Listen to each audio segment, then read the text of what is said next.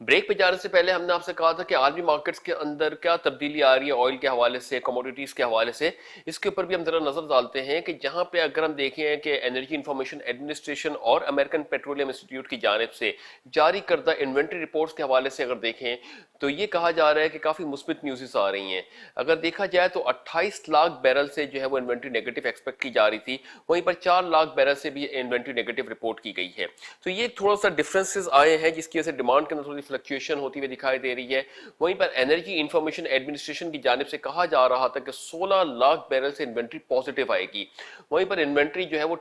13 lakh barrel से positive आई है। यानी एक्सपेक्ट किया जा रहा था कि 16 लाख बैरल जो है वो इन्वेंट्री के सरप्लस पड़े हुए होंगे, मगर वहीं पे देखें तो इन्वेंट्री 13 लाख बैरल से सरप्लस है। यानी जो एक्सपेक्ट किया जा रहा था उससे कम सरप्लस मौजूद है। तो थोड़ी बहुत जो है 3 लाख बैरल जो है वो डिमांड में यूटिलाइज हो गई है।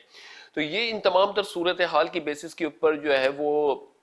ऑल दो पॉजिटिव तो है, इन्वेंट्री सरप्लस में पड़ी हुई है, मगर फिर भी एक्सपेक्टेड से कम है। तो इसकी वजह से ऑयल मार्केट्स के अंदर कुछ मुस्बित रुझान आ रहा था। 3 दिन से कंटिन्यूस ऑयल मार्केट जो है वो 70 यूएस डॉलर को टच करने के बाद ब्रेंट तकरीबन नीचे की साइड पे मूव किया था, अब थोड़ा सा अपसाइड की तरफ मूव कर रहा है। अगर हम रेट्स के हवाले से बात करें फिर बताते हैं कि इसके ऊपर एक बड़ी डेवलपमेंट हुई है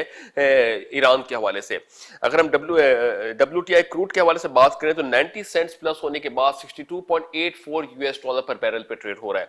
ब्रेंट तकरीबन 82 सेंट्स प्लस होने के बाद 65.93 यूएस डॉलर पर बैरल पे ट्रेड हो रहा है। गोल्ड तकरीबन 3.35 यूएस डॉलर नीचे आने के बाद 1878 यूएस डॉलर पर आउंस पर ट्रेड हो रहा है, और सिल्वर तकरीबन 0.175 यूएस डॉलर नीचे आने के बाद 27.892 यूएस डॉलर पर आउंस पर ट्रेड हो रहा है।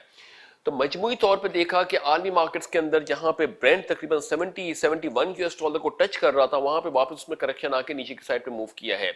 ये सब मिला जुला रुझान अभी इसके अंदर आ रहा है, मगर अच्छी चीज जो ये है ब्रेंट या क्रूड के हवाले से, ये उन्हीं रेट्स के ऊपर है जो कोविड से पहले के रेट्स से, यानी अप्रोक्सीमेटली ये नेगेटिव रेट्स के ऊपर से घूम के वापस तकरीबन 1000 टाइम्स जो है ये ऊपर वापस अपने रेट को रिकवरी किया है। तो ओपेक प्लस मेंबरान ने इसके ऊपर जो अपना रोल प्ले किया है इसके डेवलपमेंट के, इसके रेट को रिवाइज करने के लिए या इसको रेट को रीगेन करने के लिए, वो एक बहुत ही अच्छा सिनेरियो है, बहुत ही अच्छी डेवलपमेंट है। इस कोविड के सिनेरियो के अंदर किस तरीके से उन्होंने अपनी मार्केट के अंदर उस रेट को वापस अप्रोच किया जो कि नेगेटिव सेंटीमेंट्स के साथ चला गया था, और उस वक्त जब के अभी भी उस लेवल की डिमांड क्रिएट नहीं हुई है आलमी मार्केट्स के अंदर जो कोविड से पहले थी। यानी कोविड से पहले अगर 70 यूएस डॉलर पर बैरल के ऊपर अगर ऑयल ट्रेड हो रहा था तो उस वक्त के डिमांड का सिनेरियो ही अलग था और डिमांड कंटिन्यूसली ग्रो हो रही थी।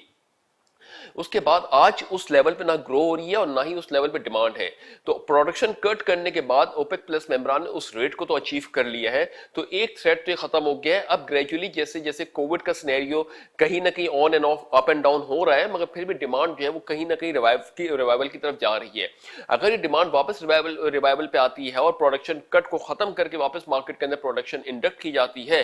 तो ये ऑयल मार्केट्स के लिए जो है वो बहुत ही एक बूम का पीरियड होगा। तो ये बड़ा एक सिनेरियो सेंटीमेंट डेवलप हो रहा है पॉजिटिव एंड नेगेटिव बेसिस के ऊपर। आगे क्या रेट्स होंगे ये तो आने वाले वक्त बताएंगे, मगर जो अपने रेट को रीगेन किया है या रीइंस्टेट किया है, ये एक बहुत बड़ी डेवलपमेंट है 1.5 साल के अंदर ओपेक प्लस मेंबरान की। वहीं पे बात करें कि ईरान के अंदर ये कहा जा रहा है कि ईरान न्यूक्लियर डील के ऊपर दोबारा बात कर रहा है, और ये एक्सपेक्ट किया जा रहा है काफी हल्कों की जानिब से कि ये डील इस वक्त जो है वो न्यूक्लियर डील वो सक्सेसफुली ईरान के फेवर में आ सकती है।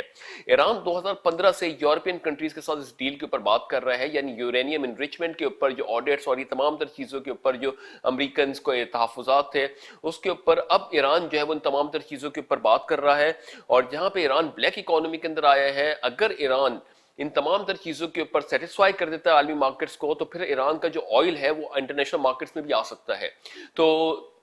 ये अभी एक डील के ऊपर बात हो रही है, अभी इसके ऊपर कोई मजीद डेवलपमेंट्स होंगी तो हम आपको अपडेट्स करेंगे, मगर अभी ईरान जो है वो ये एक्सपेक्ट कर रहा है कि जो न्यूक्लियर डील्स के ऊपर यूरोपियन कंट्रीज या अमेरिका से बात कर रहा है उसकी वो सक्सेसफुली अप्रोच कर जाएगा। तो बहरहाल ये थी कुछ इंटरनेशनल कमोडिटीज के हवाले से बात हमने की, कोई डोमेस्टिक हवाले से बात की, फिर जो इंटरनेशनल पूरा सिनेरियो फलस्तीन और इसराइल का डेवलप हुआ था इसके अंदर भी काफी हद तक के एक मुस्बित डेवलपमेंट हुई है सीज फायर के नतीजे में। तो उम्मीद करते हैं कि आने वाले दिनों के अंदर, वक्तों के अंदर दुनिया के हालात और बेहतर हो, आलमी भाईचारगी की तरफ बढ़ा जाए, ना कि जंग की तरफ बढ़ा जाए, क्योंकि दुनिया जो है वैसे ही 1.5 साल से जो है वो कोविड का शिकार हुई हुई है और बहुत ही ज्यादा इस पेंडेमिक ने पूरे लोगों के दिमागों को हिला दिया है। और जो पैनिक की फिजा है इस वक्त, साइकोलॉजिकल डिसऑर्डर्स हैं वो बहुत तेजी से सामने आ रहे हैं। खुदा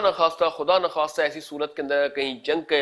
जंगी सूरत हाल क्रिएट होती है जैसे कि इसराइल और फलस्तीन के अंदर हुई गुज़िश्ता 11 दिन के दरमियान, तो ये एक बहुत ही ज्यादा डिवेस्टेटिंग सिनेरियो हो जाता है, ना सिर्फ ये हमारे अपनी पर्सनल बीइंग के लिए, बल्कि जो इस वक्त लोग वहां पे रहते हैं या उससे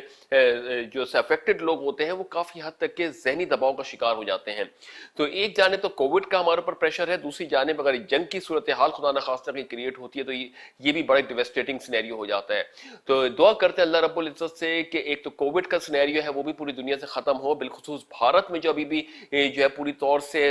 इसके कहीं नेगेटिव या नीचे की तरफ नहीं आना शुरू हुआ है, तो भारत पे भी अल्लाह ताला रहम करे। बहैसियत पाकिस्तानी, बहैसियत पड़ोसी, हम तमाम बहैसियत मुसलमान, हम तमाम ममालिक के लिए दुआ गो हैं, बिलखुसूस अपने लिए भी दुआ गो हैं कि अल्लाह ताला हम सबको हिदायत अता फरमाए, हम सबको अपने हिफ्ज़ व अमान में रखे और आने वाले वक्तों के अंदर दुनिया के अंदर एक भाईचारगी की फिजा कायम हो, एक कारोबार की एक अच्छी लहर बढ़े, हम तमाम लोग ममालिक जो है वो मिल के तिजारत करें और एक दूसरे के साथ आगे बढ़ें। तो इस दुआ के साथ कि अल्लाह ताला पाक सर जमीन को शाद बाद आबाद रखे, अपना बहुत बहुत बहुत ख्याल रखिएगा। अपने होस्ट अली मोहम्मद उस्मानी को इजाजत दीजिए। अल्लाह हाफिज।